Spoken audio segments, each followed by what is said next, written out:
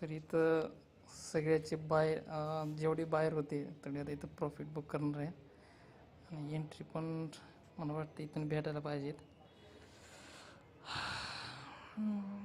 किती मिनिट बाकी आहेत? 9-10. बस आपल्या इथं तर आलेलं आहे, सेटअप पैसे तर आलेलं आहे.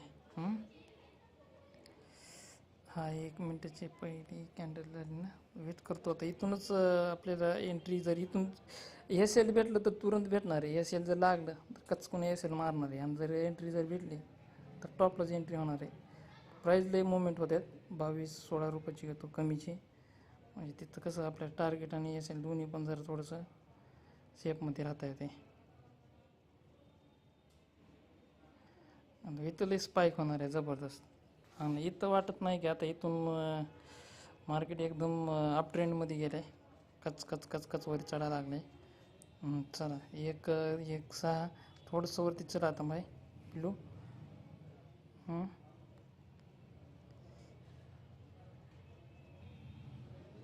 तर चला इथं एंट्री घेतोच आता. लय स्ट्रॉंग झालेले आहे.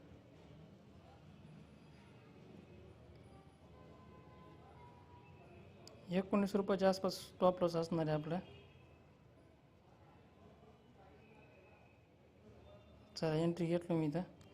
19 रुपयाच्या आसपास स्टॉप लॉस असणार आहे आपलं. म्हणजे डेली आपण जसं लॉस घेतो त्याच पद्धतीने लॉस घेणार आहे. तरी थोडं जरा लय स्टॉपला घेतलेलं आहे. 260 हे सेल ठीक आहे. प्राईस जरा दुसरी घ्यायची होती काय की चालते. हे सेल लावलो आहे. टार्गेट भेटेल तेव्हा भेटेल.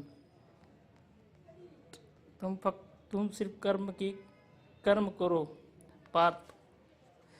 तुम्ही कर्म करणं आपल्या हात में आहे.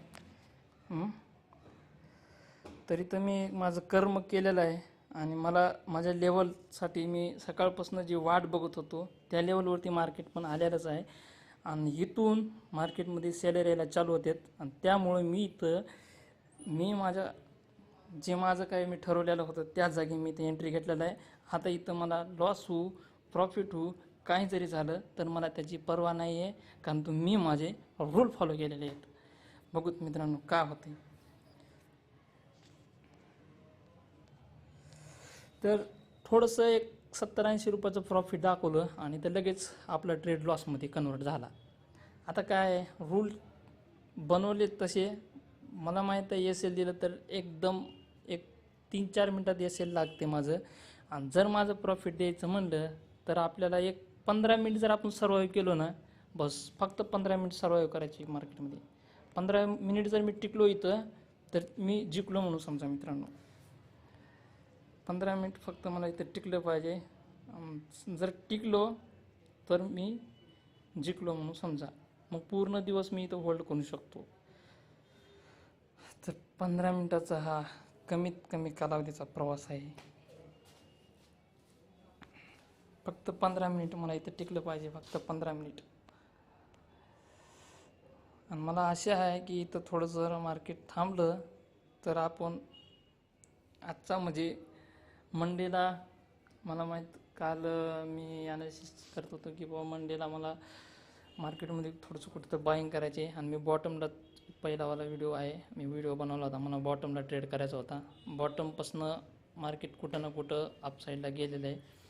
आणि इथं पण तुम्ही बघत असाल तर इथं पण एकदम 30 मिनटाच्या कॅन्डलमध्ये एकदम बाईंग दिसते. 5 मिनटाच्या कॅन्डलमध्ये मी बाईंग दिसते. पण मी इथं सेलिंग साईडचा ट्रेड का घेतला ह्याच्या पाठीमागे बी एक लॉजिक आहे. मार्केट इथं साईडवेज राहील, या मार्केट डाऊन साईड जाईल. दोन्ही जर सिच्युएशनमध्ये जर मार्केट इथं असलं तर आपल्याला प्रॉफिट होणार आहे.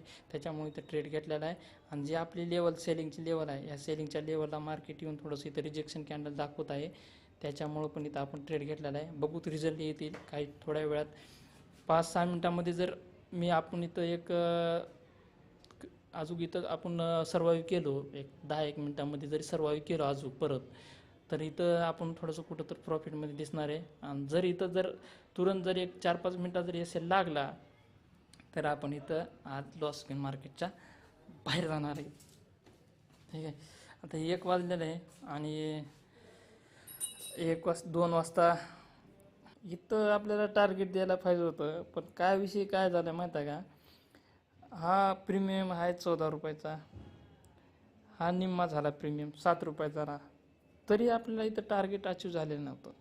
म्हणजे आपल्याला कमीत कमी आपण 260चा आपण स्टॉप लॉस लावला आहे, तर आपल्याला इथं 500-600 रुपयाला प्रॉफिट आपल्याला बुक करायचं होतं. 600च्या नियर बाय, 500च्या प्लस आणि 600च्या नियर बाय.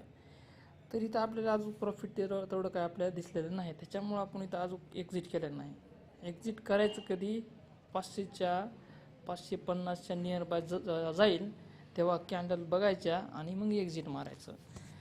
तर एंट्री तर भावानं टॉपला झालेली आहे, एंट्री तर फुल एकदम टॉपला एंट्री भेटलेली आहे. आणि आता इथं फक्त वेट करायची आहे आपल्याला, बुकिंग कधी करायची. एस एल देण्याचे चान्सेस मार्केटकडे जर एस एल जर मला द्यायचं असलं, काय मला जर स्टॉप लॉस मार्केटला जर उडवायचा असला, तर मार्केटकडे अजून इथं 15 ते 20 मिनिट बाकी आहेत. म्हणजे मला स्टॉप लॉस जर माझं जर स्टॉप लॉस एस एल करायचा असला तर 20 मिनिटाच्या नंतरनं 20 ते अर्ध्या तासाच्या नंतरनंच मला इथं लॉस होऊ शकतं. केव्हा लॉस होऊ शकते? जर मार्केट ह्या लेवल क्रॉस करून इथून एक ब्रेकआउट मारून परत इथं केलं तर मार्केट आपल्याला ह्या पोझिशनला लॉस देते. तोपर्यंत आपल्याकडे डीके आहे, डीके आपले. तर मित्रांनो 3 वाजलेले आहेत आणि मार्केट आपल्या अपोजिट आहे, तरी आपण थोडंसं प्रॉफिटमध्ये आहे. बघू लॉस देते का प्रॉफिट देते. तुम्हाला चार्टवर घेऊन जातो आणि चार्टवर काय सिच्युएशन चालू आहे ते दाखवतो. सध्या इथं आपण बघू शकतात 10, 20, 30 रुपये आपण, म्हणजे हे ओव्हरऑल बघा गेलं तरी लॉसच्याच कंडिशन मला येऊन थांबलेलं आहे इथं मार्केट. इथून थोडं जरी वरल्या साईडला गेलं तरी तर लॉस द्यायची जास्त पॉसिबिलिटी आहे.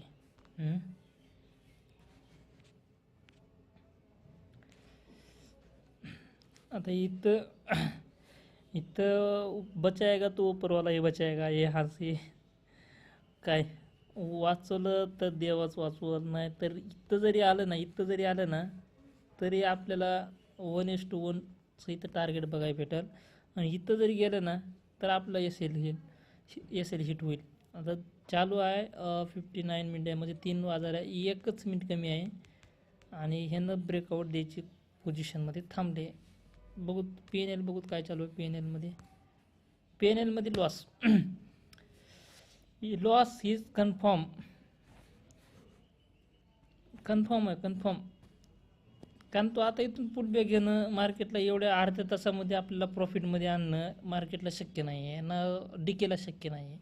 इथून डीके पण होणार नाही आहे. DK is not possible. DK नाही होत आता इथं.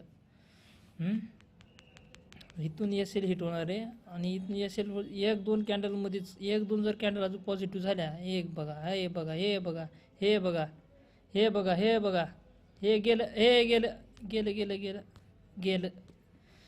गेलं म्हणलो का. 2च कॅन्डलमध्ये आपलं एस एल हिट झालं, सगळं चुना लावून टाकला आपल्या जिंदगीचा, झंड केलं. ही असा खेळ आहे बघा, हा खेळ लय खतरनाक आहे भाऊ. आता इथं काय करतोय, एकदम शार्प मूव केले. शार्प मुवमेंट आहे ह्याच्यामध्ये. प्रीमियम स्पाईक दिलं इथं.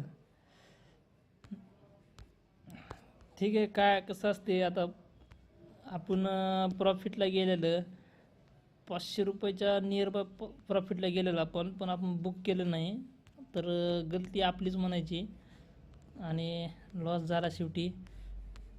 जे व्हायचं नसल होणार नाही असं वाटलं त्या टायमाला. इथून मार्केट जी आपली लेवल होती ना, ही प्रॉपर लेवल होती. इथून आपल्याला सेलिंग येणार हे आपल्याला वाटतच होतं. इथून सेलिंग पण आली. ह्याच लेवल्समध्ये मार्केट किती वेळ टाईमपास केलं. जेव्हा ह्या लेवलला ब्रेकआउट झालं तेव्हा मार्केटमध्ये आशा आपली कमी झाली आणि असं वाटायला लागलं की आता इथं एस एल देतो की आपला काय. तरी इथं एस एल दिलेला आहे. एंट्री प्राईस बघा